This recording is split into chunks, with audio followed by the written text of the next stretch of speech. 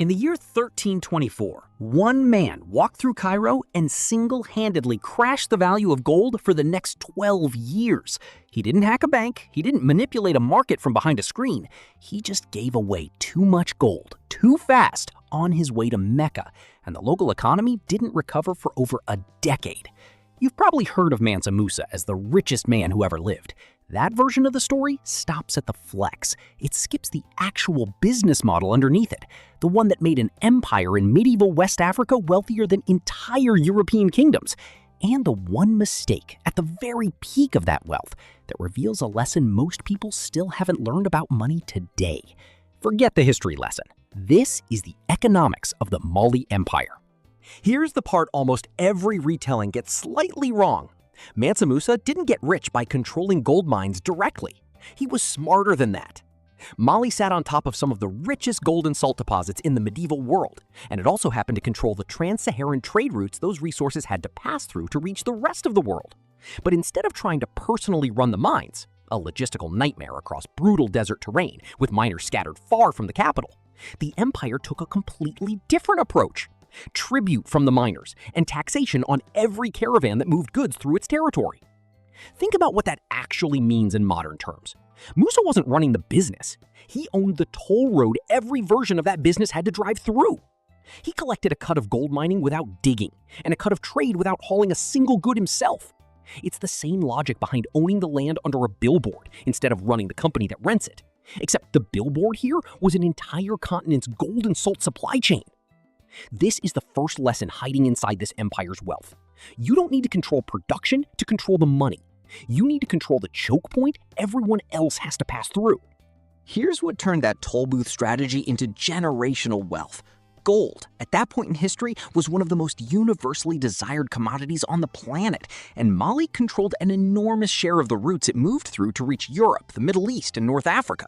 That's not just being rich, that's something closer to a monopoly position on a scarce resource everyone wanted and almost nobody else had reliable access to. When you're one of the primary sources feeding the world's appetite for something it can't get enough of, you don't just get wealthy, you get pricing power. Buyers came to Mali. Mali didn't have to chase anyone. This is worth sitting with because it's the exact same principle behind every modern fortune built on controlling a scarce, high-demand resource. Oil, rare earth minerals, prime real estate in a growing city.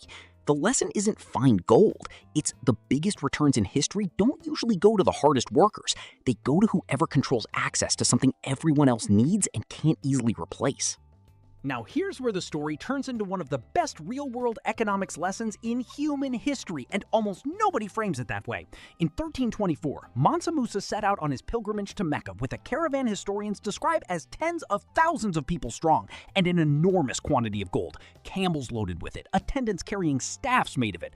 Along the way, he stopped in Cairo, and he gave gold away, constantly, lavishly, to officials, to the poor, to anyone he encountered, as both generosity and a very public demonstration of just how wealthy his empire actually lives. Here's what nobody planning that trip seems to have considered. Gold's value, like the value of anything, isn't fixed. It's a function of supply and demand. When Musa flooded Cairo's economy with an enormous, sudden influx of gold, he didn't just give a lot of people a great day. He crashed the local price of gold. Chroniclers and later economic accounts describe Cairo's gold-based economy taking as long as a decade or more to fully recover. Read that again.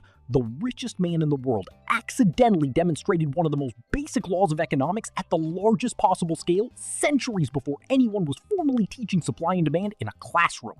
Flood a market with something, no matter how valuable it is, and you devalue it. Even gold isn't exempt from that rule. Scarcity isn't just a nice side effect of wealth. Scarcity is where the value actually lives.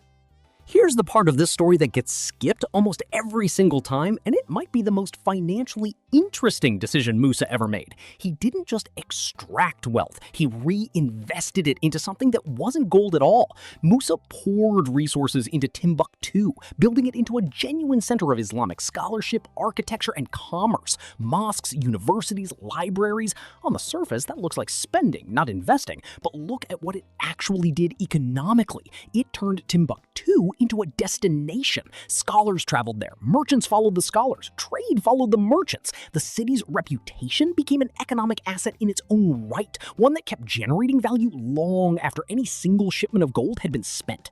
This is a genuinely modern insight wearing medieval clothes. Reputation and infrastructure compound. A pile of gold sitting in a vault produces nothing more by itself. A city built into a hub that people want to travel to, learn in, and trade through keeps generating economic activity on its own. So if the model was this smart, why isn't Mali still one of the wealthiest regions on Earth today? This is the uncomfortable lesson underneath the impressive one. Wealth built primarily on controlling one resource, moving through one set of trade routes, is only as durable as that resource and those routes staying relevant. Empires and economies throughout history that concentrated their wealth around a single dominant export, gold, oil, one crop, one trade corridor, have repeatedly discovered the same hard truth. The world doesn't owe any single resource permanent importance. Trade patterns shift, new routes open, new sources of the same resource get discovered elsewhere.